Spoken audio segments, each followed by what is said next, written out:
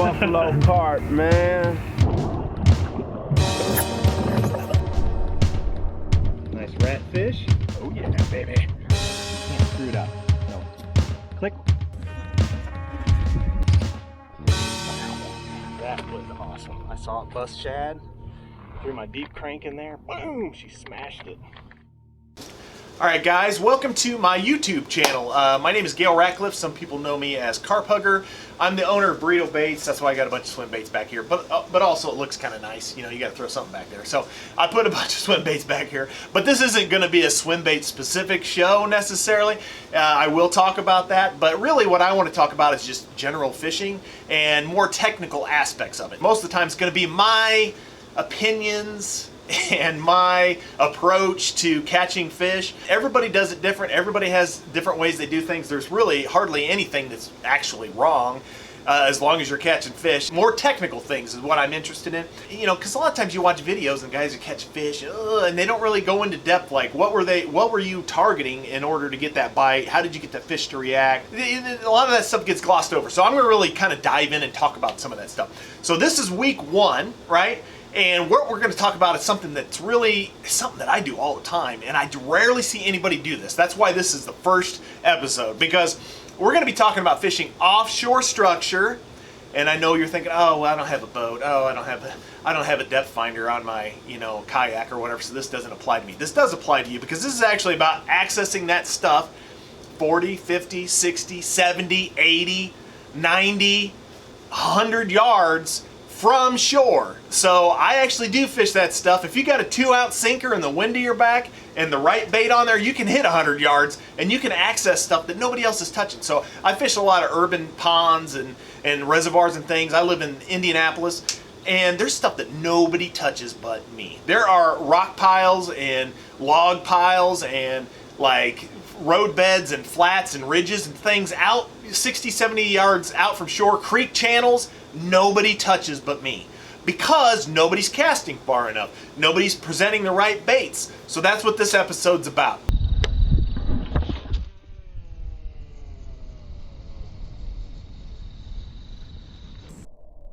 Boom, that's where we want to be right there. I already broke a fish off there, so I don't know if we're going to get bit, but I'm just going to pull it up and drop it. Pull it up and drop it. Pull it up and drop it.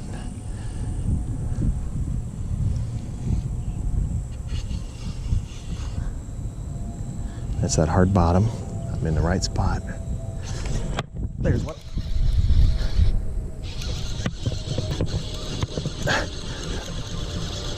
Where's he going? Get over here. That feels like a pretty good one. Wow, there he goes.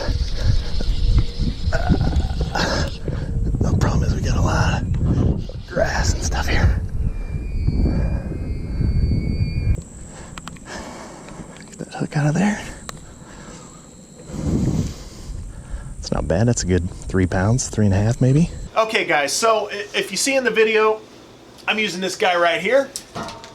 The most important part of this, obviously, is you got to make really, really, really long casts. So this is a St. Croix Legend Tournament. I don't know if that's showing up. 10 foot. This is a 10-foot telescopic flipping stick. And this is one that I use a lot when I'm making those really long casts. So the key is you got to have the right rod, because the length, and you got to have the right reel, and you got to have them set up. We're going to talk about reels and stuff some other day, but the most important part is that rod. So most guys, when they're walking the bank, I see them all the time, 6.5 to 7.5 foot rod. That's pretty much where most of them are at. I'm using 8, 9, 10 foot rods. You know, I've got 9 foot like surf rods, and I've got a couple of loose flipping sticks that are 9 foot. And I'll use all those 9 and 10 foot rods because they just allow me to access stuff that nobody else is casting to. I mean, there's a lot of benefits to using a long rod when you're on foot, and I'm going to talk about some of those at another time, but today we're talking about those long distance casts. So that 10-foot St. Croix rod lets me do that.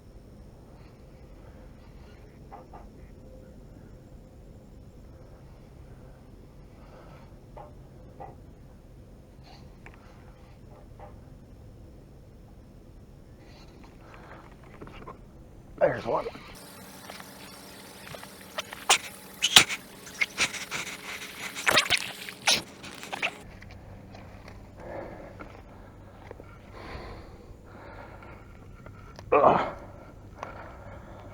That's ledge fishing from shore out deep. That's a good 4.5, 5 pounder right there. Probably 4.5. All right, guys, so I got two baits that I'm fishing in this video, and these are my two favorite baits for this. Accessing that deeper offshore stuff. It doesn't even have to be deep. I mean, you can be fishing a 3-foot flat way out there. But a lot of times I'm fishing 15, 20 foot of water. Number one, Carolina rig. I love a Carolina rig. I throw like floating hollow body frogs on a Carolina rig. I throw swim baits on Carolina rig, crank baits on a Carolina rig. I throw everything on a Carolina rig. It's like the most versatile thing ever. You can have this giant weight and you can be fishing 100 foot of water, although we don't have 100 foot of water here.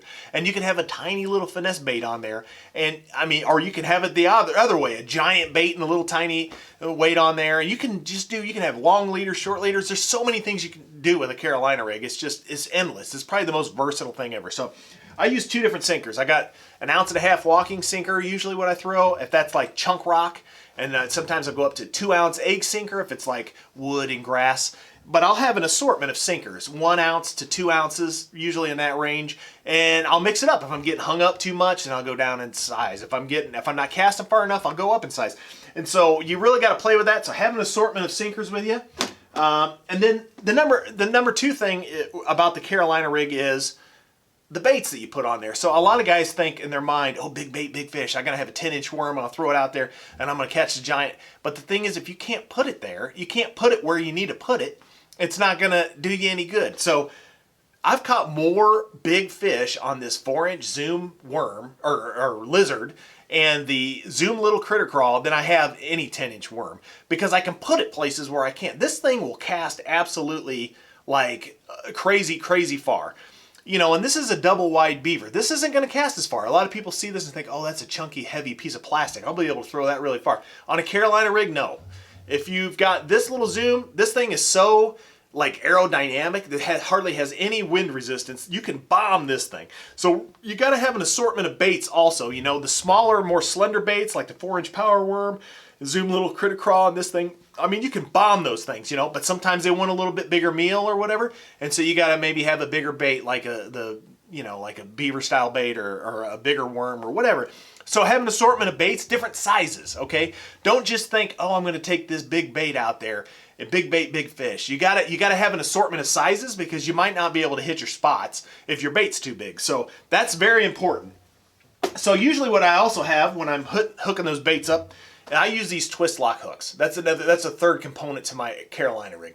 And so the reason I use the twist lock ones, because you know, you're dragging your bait over stuff over and over and over again. You're making these really hard long casts, and your baits just slide down. If you got this like the regular Z-bend like worm style hooks, your baits just slide down too much. So do yourself a favor and get, you know, a screw. This is what is this? This is the Berkeley Fusion, but I also use the Owner twist lock, and the Gamakatsu makes one. You want to use the heavy wire ones, because you're going to be hauling these fish a long distance, and there's a lot of opportunity for them to bend your hook out. So use the heavy wire twist lock hooks.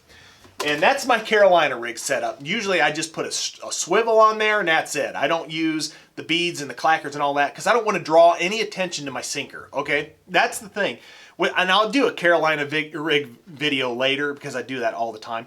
But that's just kind of the basics of my Carolina rig. I usually use the sinker, a swivel, and one of those twist lock hooks. So the next bait that I'm using in this video is this guy right here. I love these things. This is a football jig. I think this is an ounce. I'll use 3/4 ounce up to 1.5 ounce football jig.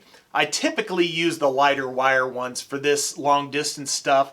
It depends. You know, if I've got braid on there, I'll go to the thicker wire ones, but a lot of times I do use the lighter wire ones. But you'll have to play with that too, you know, because if the wire's too light, you'll bend them out. But at the same time, sometimes with that brush guard on there, it's hard to set a hook at a long distance. So that's the deal. I use the football jig, and sometimes I trim the skirt down so you can cast it further.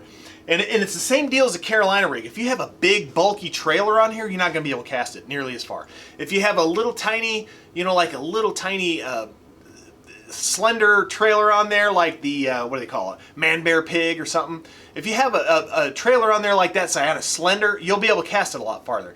So that's the important thing too.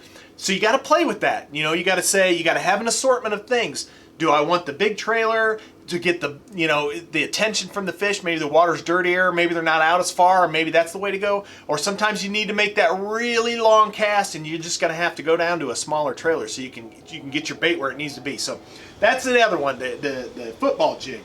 So here's basically what I'm looking for when I'm out there on the water. When you go out and you're trying to find the contours and stuff, trying to find fish on a body of water where you're on foot, usually what I like to throw is like a heavy Carolina rig. This is 1.5 ounces. This is a 10-foot rod, so I can cast really far.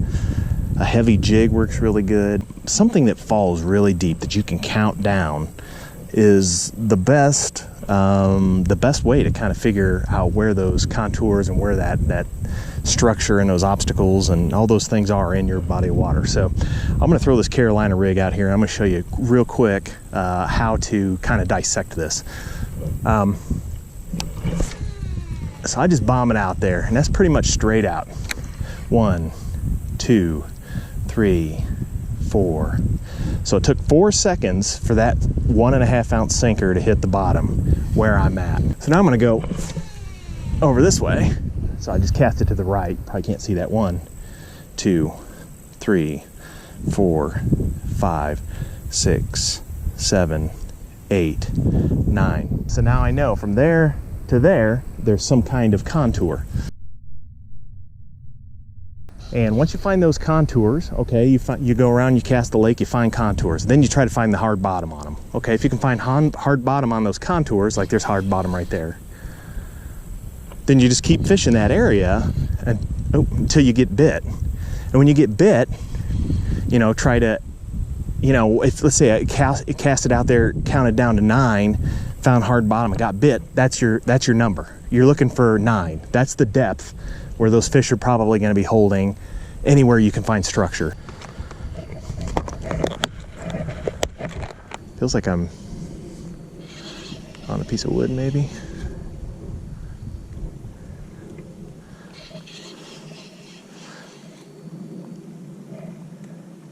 But really what you're trying to do is you're just trying to find that hard bottom and those transitions, and you're going to map it out in your mind, and then, oh, there's a fish right there.